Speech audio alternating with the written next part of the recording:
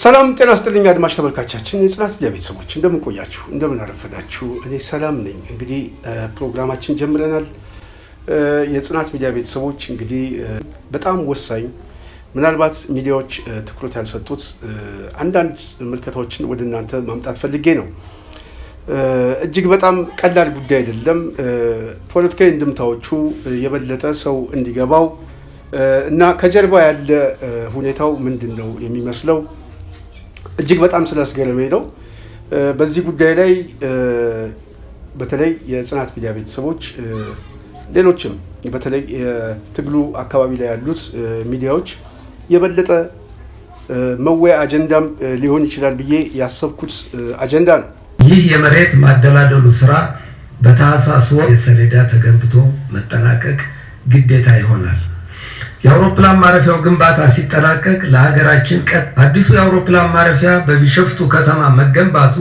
ለአካባቢው ህብረተሰብ ኢኮኖሚያዊ እድገት ከፍተኛ ጠቀሜታ ይኖረዋል የሥራ ዕድል ይፈጥራል የአውሮፕላን ማረፊያውን ተከትሎ የሚመሰረተው የኤርፖርት ከተማ ንግድ ኢንዱስትሪና ቱሪዝም በአካባቢው እንዲስፋፋ ያደርጋል ፕሮጀክቱ በዚህ አጭር ጊዜ አበረታች ደረጃ ሊደርስ የቻለው መንግስት በሰጠው ልዩ ትኩረትና ድጋፍ ስለሆነ በኢትዮጵያ አየር መንገድ ግሩፕ ቦርድ መላው ሰራተኞችና በራሴ ስም ለክቡር ጠቅላይ ሚኒስትር ዶክተር አብይ አህመድ ልባዊ ምስጋናን በታላቅ አክብሮት አቀርባለሁ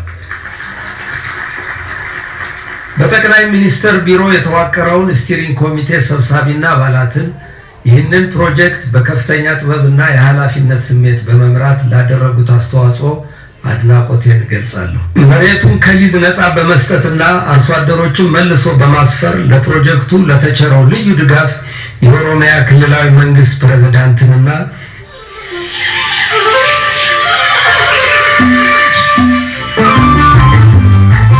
በደብረ ዘይት የኢትዮጵያ አየር መንገድ አዲስ ተርሚናል አስመርቋል የግንባታ ማስጀመሪያውን እንግዲህ ዝግጅት በይፋ አብይ አህመድ ባለበት ይፋ አድርጓል እና ከዚህ ጋር በተያያዘ በጣም አስገራሚ ግን መረጃው እንዲያወጣ ደግሞ የተፈለገበት ሁኔታ አጋጣሚ ሪከርድ አድርገን ደግሞ ይዘነዋል ምናልባት ብዙ ሰዎች በዚህ ጉዳይ ላይ ትኩረት ላይሰጡበት ስለሚችል ነው እኔ ሐሳቡን ለማምጣት የፈለኩት የተጋለጠው አየር መንገድ ምላቸው ነው ምንድነው የተጋለጠው እንግዲህ እንደምታውቁት በተለይ የኢትዮጵያ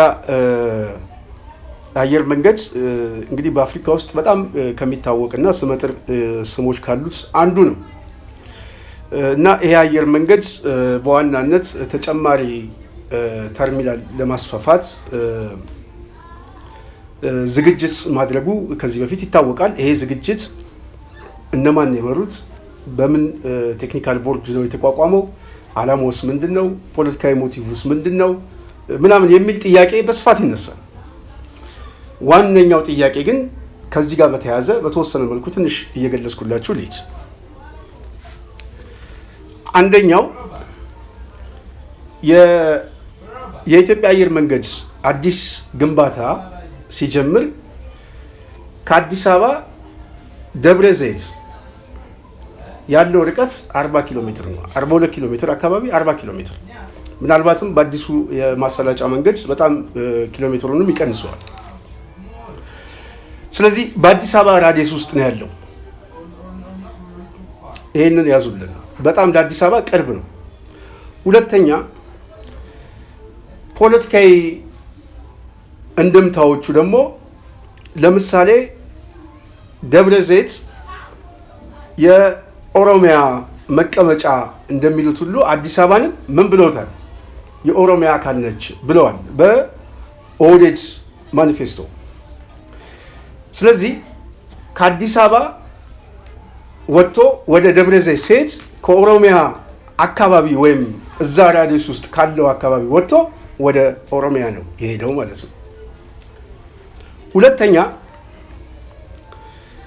እዛ አካባቢ ግንባታ በዋናነት ያስፈለገበት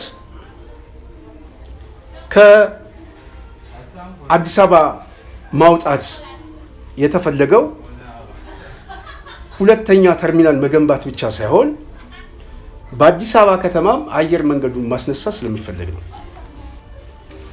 በአዲስ አበባ የአየር መንገዱን ማስነሳት ስለሚፈልግ ነው። እንግዲህ በዚህ ዝግጅት ላይ የተገኙት አቶ መስፍን ጣሰው የኢትዮጵያ አየር መንገድ ዋና ዳይሬክተር በንግግራቸው ላይ እኛ ሪከርድ አድርገን የተወሰነውን ይዘነዋል። ኢቲቪ በቀጥታ ስርጭት በነበረበት ሰዓት ላይ አቋርጦታል። ለምን እንዳቋረጠው በኋላ እንግዲህ እናወራበታለን። በንግግራቸው ላይ በዋናነት ምን አሉ? በአዲስ አበባ ያለውን ተርሚናል ማስፋት እንፈልግ ነበር፣ ግን ቦታ አጣን አሉ። እንግዲህ እዚህ ቦሌ ቡልቡላ አካባቢ ላይ በጣም ትላልቅ ቦታ አለ። ያንን ማስፋት እነሱ ምናልባት የሚያቀት ጉዳይ ያለ ብዬ አላስብም። ግን ግንባታው እዛ አካባቢ ላይ እንዲሰፋ ያልተፈለገበት ዋነኛ ምክንያት አየር መንገዱን አብይ አህመድ ሸጦታል። የተሸጠ አየር መንገድ ስለሆነ አየር መንገዱ አካባቢ ደግሞ በተለይ የተለያየም ፕሮጀክት እየታሰበ ስለሆነ ይህንን ተርሚናል ከከተማው ማውጣት ይፈልጋል። እንዲመረጥ የተፈለገው ቦታ ደግሞ ደብረ ዘይት ላይ ነው። እንግዲህ ከአዲስ አበባ ደብረ ዘይት አካባቢ ላይ ከ40 ኪሎ ሜትር በላይ ራዲየስ ውስጥ ላይ ምንድን ነው እንድምታው የሚለው ለውጥ ምንም የለውም። ከቦታ ርቀት አኳያ ካየ ነው። ኦሮሚያ አካባቢ ላይ ያለውን ማህበረሰብ አዲስ አበባ በጣም ቅርብ ነው። አዲስ አበባ በጣም ቅርብ ነው። በሌላ በኩል እዛ ቢሾፍቱ እነሱ የሚሉት ደብረ ዘይት አካባቢ በተለይ ከዚህ ከስምጥ ሸለቆ አካባቢ ያለ የመሬት መንቀጥቀጥ የሚያስቸግር ቦታ ነው። ቦታው ራሱ ከመሬት መንቀጥቀጥ ጋር በጣም አስቸጋሪ ቦታ የሆነ ነው። በሌላ በኩል ይህንን የግዙፍ የሆነ ፕሮጀክት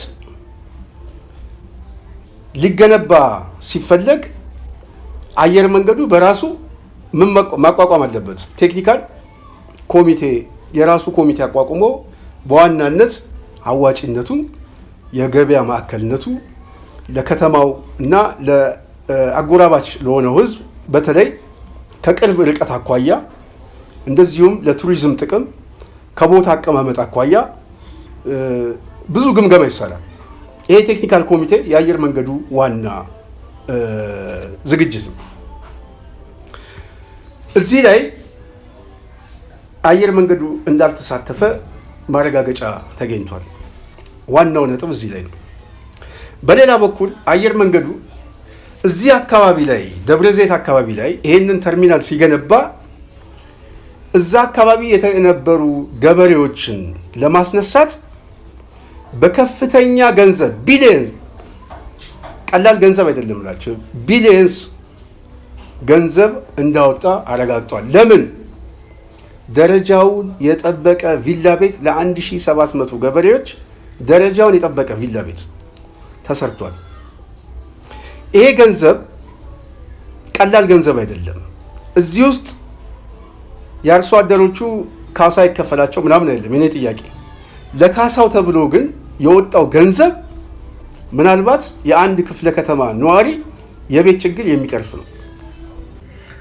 ፕሮጀክቱን ለማስጀመር ባለፈው 1 ዓመት ከፍተኛ ዝግጅት ስናደርግ ቆይተናል። ከነዚህ ውስጥ ትልቁ አውሮፕላን ማረፊያው በሚገነባበት ቦታ ላይ ይኖሩ የነበሩትን አርሶ አደሮች ወደ ሌላ ቦታ ማስፈር ነበር። ይህም በተመለከተ በቦታው ላይ ቤት ለነበራቸው 1359 አባወራዎች ደረጃውን የጠበቁ ቪላ የመኖሪያ ቤቶች ተሰርተው እንዲገቡበት ተደርጓል። በጠቅላላው 2758 ለሚሆኑ አርሶ አደሮች የገቢ ምንጭ የሚሆኑ በርካታ የልማት ስራዎች ተገንብተው በመጠናቀቅ ላይ ይገኛሉ። ይህም ዘመናዊ የግብርና ምርቶች ማምረቻና ማቀነባበሪያ፣ ለኪራይ አገልግሎት የሚውሉ ህንፃዎች፣ የመስኖ ልማቶች፣ የኮንስትራክሽን መሳሪያዎች፣ ለትራንስፖርት ንግድ አገልግሎት የሚውሉ መኪናዎች፣ የንብ ማር ማምረቻ ፋሲሊቲዎችን ያካትታል። ይህንን የአርሶ አደሮች መልሶ ማስፈርና የገቢ ምንጭ ስራዎች ለማደራጀት ብዙ ገንዘብ ወጪ ተደርጓል። እንደሳቸው ገለጻ እጅግ በጣም ብዙ ወጪ አውጥተናል ያሉት አዲስ አበባ ላይ እንደምታስታውሱት ከኮሪደር ልማት ጋር ከምን ጋር እየተባለ ሰው ሲፈናቀል አብይ አህመድ ምንድነው የሚሰጠው? የ2 ዓመት የቤት ኪራይ እየሰጠ ነው የሚያፈናቅለው። ዝም ብሎ የኪራይ ክፍያ ብቻ እየሰጠ አብዛኛው ቤት አልሰጠውም።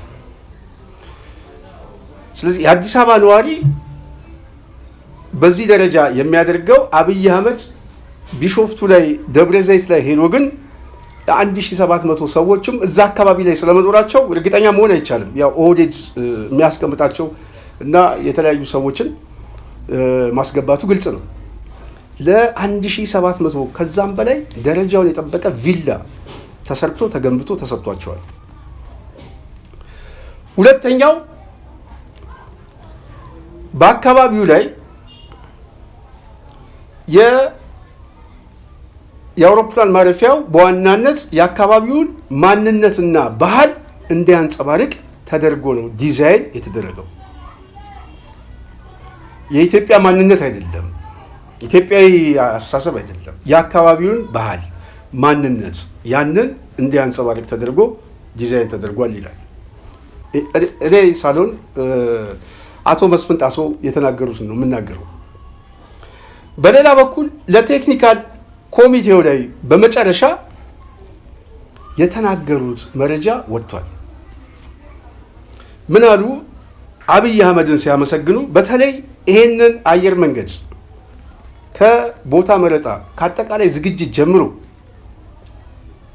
በዋናነት በጠቅላይ ሚኒስትሩ ቴክኒካል ኮሚቴ እየተመራ ዛሬ ላይ በመድረሱ ለአባላቱና ለጠቅላይ ሚኒስትሩ አመሰግናለሁ ሲሉ ተቋርጧል። ይሄንን አሰማቸዋለሁ። አዲሱ የአውሮፕላን ማረፊያ በቢሾፍቱ ከተማ መገንባቱ ለአካባቢው ህብረተሰብ ኢኮኖሚያዊ እድገት ከፍተኛ ጠቀሜታ ይኖረዋል፣ የስራ ዕድል ይፈጥራል። የአውሮፕላን ማረፊያውን ተከትሎ የሚመሰረተው የኤርፖርት ከተማ ንግድ፣ ኢንዱስትሪና ቱሪዝም በአካባቢው እንዲስፋፋ ያደርጋል።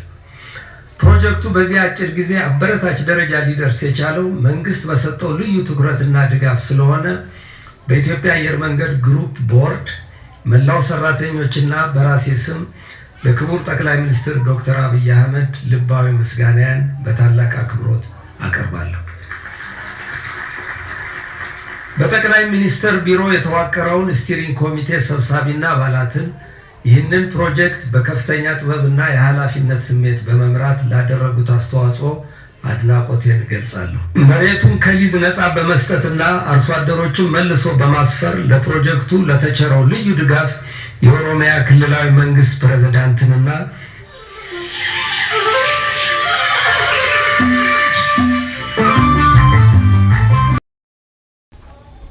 ዋነኛ ነጥባችን አሁን እዚህ ላይ ነው። አንደኛ የኢትዮጵያ አየር መንገድ ቅድም እንዳልኳችሁ ከገበያ ጥናትም አኳያ ከአስፈላጊነቱም አኳያ ቦታ ሲመርጥ በኢትዮጵያ ውስጥ የተለያየ ቦታ ላይ ቢያንስ ተዘዋዝሮ የቦታ መረጣ ሊደረግ ይገባ ነበር። ሁለተኛ በአካባቢው ላይ የኢትዮጵያ አየር መንገድ የአካባቢውን ማንነት የማንጸባረቅ ግዴታ የለበትም። የኢትዮጵያ አየር መንገድ ነው። የኢትዮጵያ አየር መንገድ እስከሆነ ድረስ የአካባቢውን ባህል የማንጸባረቅ ግዴታ ሳይሆን አገር አቀፍ የሆነውን አስተሳሰብ የሚያንጸባርቅ ፋውንዴሽን ነው፣ ዲዛይን ነው። ግን ዲዛይኑን ስታዩት ኦሮሚያ የባህል ማዕከል ምናምን በሚመስል መልኩ ነው ዲዛይን የተደረገው ማለት ነው። ዋናው ነገር ታርጌቱ ምን እንደሆነ እንዲገባችሁ ነው። በሌላ በኩል ከአዲስ አበባ ለመውጣት የተገደድንበት ቦታ አተን ነው ብለዋል። አዲስ አበባ ላይ አየር መንገዱ ቦታ ጠፍቶ ሳይሆን ተገዶ እንዲወጣ የተደረገበት ምክንያት አቶ መስፍን ጣሰው ገልጸዋል። በቦሌ አውሮፕላን ማረፊያ ተጨማሪ ማስፋፊያ ለመስራት የሚያስችል ቦታ ስለሌለ አዲስና ትልቅ የአውሮፕላን ማረፊያ ከአዲስ አበባ ከተማዎች መገንባት ግዴታ ሆኗል። ለአዲሱ አውሮፕላን ማረፊያ ቦታ መረጣ ሰፊ ጥናት ከተካሄደ በኋላ አሁን ያለንበት አቡሴራ ቀበሌ ከሁሉም የተሻለ ሆኖ ስለተገኘ ሊመረጥ ችሏል።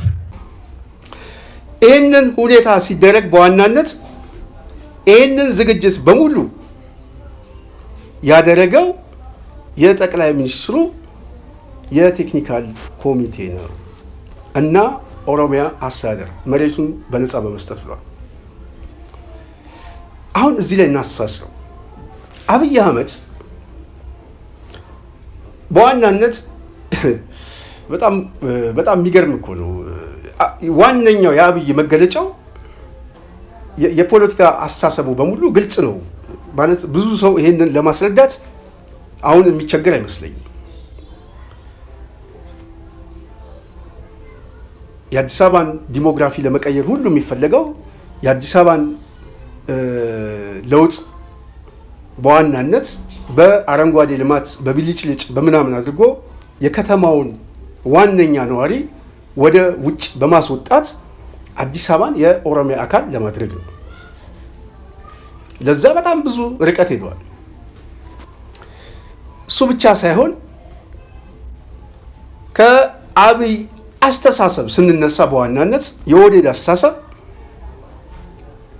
ሁለትን ምርጫ ነው የሚጠቀመው። በስልጣን ላይ እስካለን ድረስ ከስልጣን የምናገኘውን ጥቅም እያስጠበቅን እንቆያለን።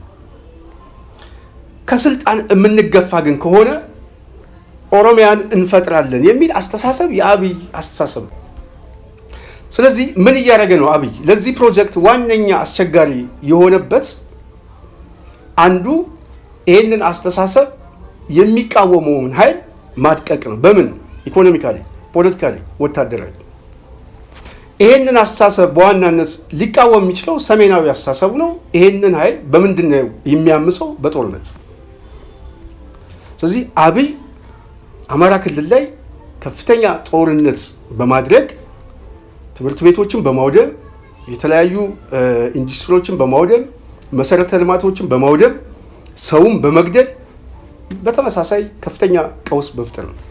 አማራ ክልል ላይ ወደ ሰሜን አካባቢ ላይ ያለው ምንድነው? ለአብይ ትልቁ ፕሮጀክት መሳሪያ ከውጭ ማስገዛት ነው። ከተባበሩት ኤሚሬትስ፣ ከቱርክ፣ ከራሻ የሚያመጣው መሳሪያ እዛ አካባቢ ላይ ጦርነት መፍጠር ነው። ኦሮሚያ ላይስ ምንድነው እያደረገ ያለው? ትላልቅ የልማት ፕሮጀክቶችን ማጠፍ። ለምን? ለሁለተኛው ፕሮጀክት። ለዚህ እኔ ሳልሆን አቶ መስፍን ጣሰው በግልጽ ነው የተናገሩት። ይህንን ዲዛይን አጠቃላይ ዝግጅቱን ሲመሩና ሲያስተባብሩ የነበሩት ጠቅላይ ሚኒስትሩና የቴክኒካል ቦርዱን አመስግነው ሳይጨርሱ ፕሮግራሙ ተቋርጧል። ስለዚህ ዋናው የተፈለገው ወደዛ እንዴት የተፈለገው ከዚህ የፖለቲካ አስተሳሰብ ነው። ምክንያቱም አብይ ፖለቲካዊ ፍላጎት አለው። እነዛ ፖለቲካዊ ፍላጎቶችን ማስፈጸም የሚፈልገው በኢትዮጵያ ውስጥ ያለውን ሀብት ጠቅልሎ ወዴት በመውሰድ ነው? ኦሮሚያ ላይ መውሰድ ነው። ኦሮሚያ ላይ መውሰድ በዋናነት የሚያስፈልገው ሌላው አካባቢ ላይ የኢትዮጵያ አካል አድርጎ ስለማይመለከትም ጭምር። ለምሳሌ ከአዋጭነት አኳያ ካየነው ይሄ አዲሱ አየር መንገድ በራሱ ቴክኒካል ቦርድ ቢመራ ከአዲስ አበባ 40 ኪሎ ሜትር ወጥቶ ደብረ ዘይት ላይ ከሚገነባ ያውም በአካባቢው ከስምጥ ሸለቆ አካባቢ የሚነሳ የተለያዩ የመሬት መንቀጥቀጥ እና የተለያዩ ችግሮች ባሉበት ሁኔታ ላይ ለአዲስ አበባም ቅርብ ከሆነበት አካባቢ ላይ ይህንን አየር መንገድ ከማስነሳት ከአዲስ አበባ 100 ኪሎ ሜትር ራዲየስ አካባቢ ላይ ቦታ መፈለግ ይቻል ነበር። 100 ኪሎ ሜትር ቢያንስ። ለምሳሌ ከአዲስ አበባ ደብረ ብርሃን አካባቢ ከ100 ኪሎ ሜትር አካባቢ ራቅ ያለ ነው። ከአዲስ አበባ ኮምቦልቻ አካባቢ ቢሆን ራቅ ያለ ነው። አዲስ አበባ አካባቢ ላይ በራሱ ኦሮሚያ ዙሪያ ያለው ለአዲስ አበባ በጣም ቅርብ ነው። ስለዚህ ደብረ ዘይት አካባቢ ያለው፣ ናዝሬት ያለው፣ ሌላም አካባቢ ያለው ወደ አዲስ አበባ በጣም ቅርብ ነው። ከዛ ውጪ ከ100 ኪሎ ሜትር ራዲየስ ውጪ ያለው ግን ያው ወይ በአየር ወይ በመኪና ነው የሚመጣው። ስለዚህ ይሄ አየር መንገድ በዋናነት ቦታ ቢፈለግና በራሱ ቴክኒካል ኮሚቴ ቢጠና የት አካባቢ ነው የሚሄደው? አማራ ክልል በተለይ ሰሜን ምስራቅ አካባቢ። ስለዚህ አብይ ምንድን ነው ያደረገው? የአዲስ አበባውን ፕሮጀክት የአየር መንገዱን ቴክኒካል ኮሚቴ በሙሉ አብይ ፖለቲካዊ መሳሪያ ነው ያደረገው። ደብረ ዘይት ሲወስደው የፖለቲካ መሳሪያ አድርገውት ነው። ምን ተሰልቶ ነው ነገ? ስለዚህ የደብረ ዘይት ግንባታ የነገ የነ አብይ ውጤት እንጂ የኢትዮጵያ አይደለም። የኢትዮጵያ ብለውም በፕሮጀክቱ ላይ ከፋውንዴሽኑ ጀምሮ ከግንባታው ጀምሮ ከዲዛይኑ ጀምሮ የአካባቢውን ባህልና ማንነት ነው ያለው። የኢትዮጵያን አይደለም። እዛ አካባቢ ላይ ደግሞ ይሄንን መገንባት ያስፈለገው ሰውየው ሲናገሩ ምንድን ነው አሉ? የገበያ ማዕከል እንደዚሁም የበዓል ማዕከል የቱሪዝም ማዕከል ስለሚሆን በአካባቢው ላይ ለክልሉም ከፍተኛ ጠቀሜታ እንዳለው ታምኖበት ነው ብለዋል። ይሄ ነው ፖለቲካዊ ስራ ማለት። ይሄ አማራ ክልል ላይና አብይ እየገነባ ያለውን አዳዲስ ፕሮጀክት በተለይ ደግሞ በተለያየ ጊዜ ላይ በተለይ ኦሮሚያ አካባቢ ላይ የሚያደርጉትን እንቅስቃሴ ስናይ እነዚህ ሰዎች እንዴት አይነት በመረረና ጥላቻ ሀገሪቷንም ለመበተን የሄዱበት ርቀት በሀገሪቷ ሀብት ሪሶርስ ላይ ምን አይነት ስራ እየሰሩ እንደሆነ ማሳያ። ስለዚህ በዋናነት የኢትዮጵያ አየር መንገድ ዋና ስራ አስኪያጅ ያጋለጡት ብዬ እኔ በጣም የገረመኝና በማስረጃም ይዤዋለሁ። አንዱ መረጃ የአውሮፕላኑ ማረፊያ በዋናነት የአካባቢውን ባህልና ማንነት ማንጸባረቁ እንደ አስፈላጊነቱ እንደ ግዴታ መደረጉ ከዚህ የሁኔታ ትንተና መረዳት ትችላላችሁ። በሌላ በኩል እዛ አካባቢ ላይ ደረጃውን የጠበቀ ቪላ ተሰርቶ ለ1700 ሰዎች ተሰጥተዋል መባሉ አዲስ አበባ ላይ ከሚያፈናቅሉ ሰዎች ጋር ሸገር ላይ ከሚያፈናቅሉ ሰዎች ጋር አወዳድሯቸው። የባለቤትነት መገለጫ አላቸው።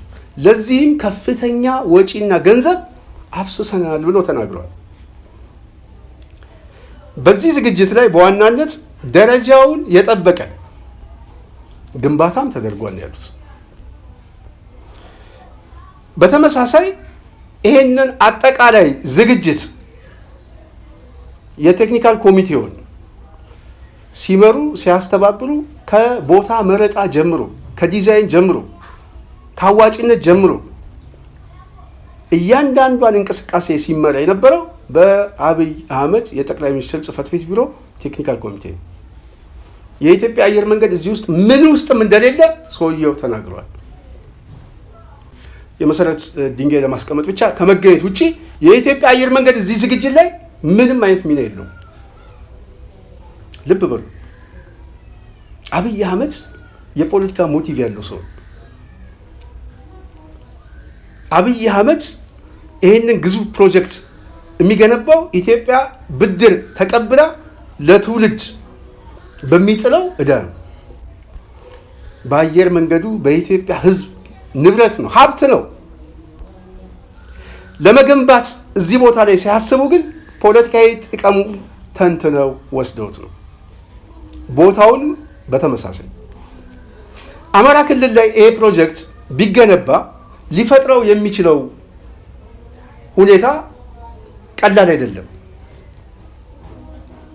ለምን?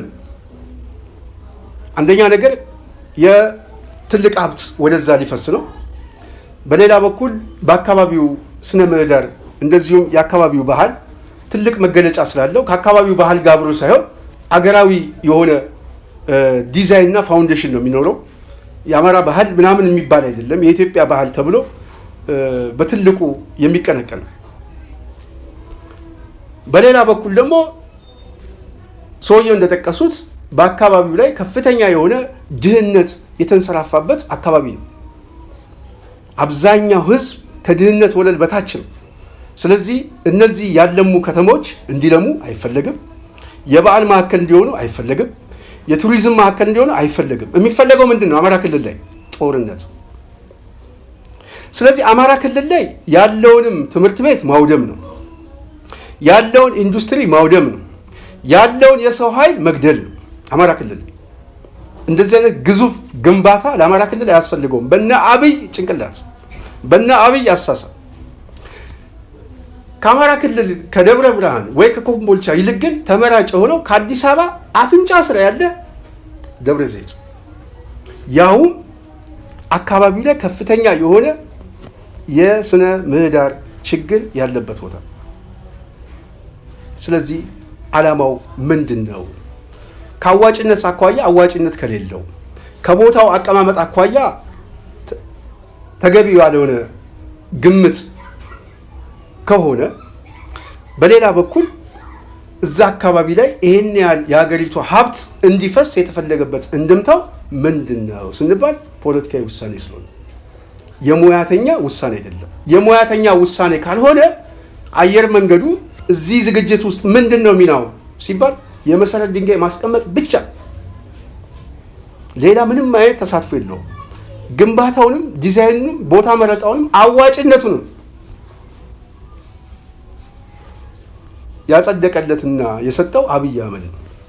ይሄንን እኛ ሳንሆን መስፍን ጣሰው በአደባባይ ተናግረውታል፣ መስክረዋል። ይሄ ዶክመንት ነው። ምናልባት በዚህ ጉዳይ ላይ የራሳችሁን ግምት ውሰዱ። ግን ሚዲያዎች አካባቢ ላይ ግን ይሄ ጉዳይ የበለጠ መነጋገሪያ እንዲሆን ስላሰብኩ ነው እኔ ያመጣሁት። ምክንያቱም ብዙ ሰው አላየውም ብዬ ስላሰብኩ ነው። ስለዚህ በዋናነት ዛሬ ወደዚህ የመጣሁት ከዚህ ጋር በተያያዘ በጣም አስገራሚ ነገርም ስለሆነብኝ በተወሰነ መልኩ መረጃውን ሊያጠፉትም ስለሚችሉ በድምፅ ሪከርድ አድርጌ የያዝኩትን ወደ እናንተ እናምጣ ብዬ ነው። በአጠቃላይ ከአዲስ አበባ 40 ኪሎ ሜትር ራዲየስ ላይ ይሄ አየር መንገድ መገንባት የተፈለገው ለነ አብይ ቀጣይ ፕላን እንጂ ሌላ ትርጉም ያለው ጉዳይ አይደለም። በዋናነት ይህንን በተለይ የአማራውን ሰሜኑን አካባቢ በመሰረተ ልማትም ኢኮኖሚካሊም ከድህነት ወለል በታች አድርገው በማድቀቅ የብልጽግና ቀጣይ የፖሊሲ አካሄድ ምን እንደሆነ መገመት ይቻላል ማለት ነው። ጦርነት በየቀኑ የሚያስተናግድ ህዝብ አለ። እርቦት እንኳን የራበው ህዝብ እንኳን ዳቦ ገዝቶ ባለሀብት እንዳይሰጠው የደረገ ህዝብ ነው። ስለዚህ ዋናው እዛ አካባቢ ላይ የተፈለገው በረሃብም በጦርነትም መቅጣት መግደል ነው። እንደዚህ አይነት ፕሮጀክት ደግሞ ወደዚህ መታጠፍ የተፈለገበት ከሀገር ማጽናት ጋር ሳይሆን ከሀገር ፍርሰት ጋር የተያዘ ነው። ይሄንን እኛ እንናገራለን። የሚያዳምጥ ሰው ላይኖር ይችላል፣ ይገባኛል። ግን ነገ ጠዋት በኪሳራው በእያንዳንዱ ሰው ኪሳራ ምናልባት እንደዚህ አይነት ምስክሮቻችንን ነገ ጠዋት እየቆራረጥን ምናልባት በኪሳራችን ላይ ይህንን በመናገራችን ምንም አይነት ጸጸት እንደማይሰማን ማረጋገጥ ስለምንፈልግ ነው። የእነ አብይ ፕሮጀክት በቀላሉ መገመትና መተንተን ለሚችል ሰው ግን በጣም ቀላል ነው። ስለዚህ የቢሾፍቱ የደብረ ዘይት የአየር መንገድ ግንባታ በዋናነት የቦታ መረጣውም እዛ አካባቢ ያለው የአርሶ አደሩ ቪላ ደረጃውን የጠበቀ በከፍተኛ ወጪ ገንዘብ ያፈሰሱበት እንደዚሁም የአካባቢው ማንነትና ባህል ታሳቢ ያደረገ ግንባታ መሆኑ በአጠቃላይ አቶ መስፍን ጣሰው የገለጹት ዶክመንት መረጃ ነው ብዬ ነው የማስበው። ለዚህም የሚያስፈልገን ይህንን ስርዓት ይህንን አድሏዊ ዘረኛ የሆነ ስርዓት በመታገል ትግላችንን አፋፍም መቀጠል እንደሆነ ከግምት በማስገባት ሁላችንም ለትግላችን እንግዲህ መነሳሳት አለብን ብዬ አስባለሁ። የጽናት ሚዲያ ቤተሰብ የዛሬ ፕሮግራም ይህን ይመስላል። በሚቀጥለው በሌላ ፕሮግራም እስክንገናኝ እኔ ስንታየሁ ቸኮል ነኝ። የፕሮግራሙን ያዘጋጀሁላችሁ በዚህ ይሰናበታለሁ። ሰላም።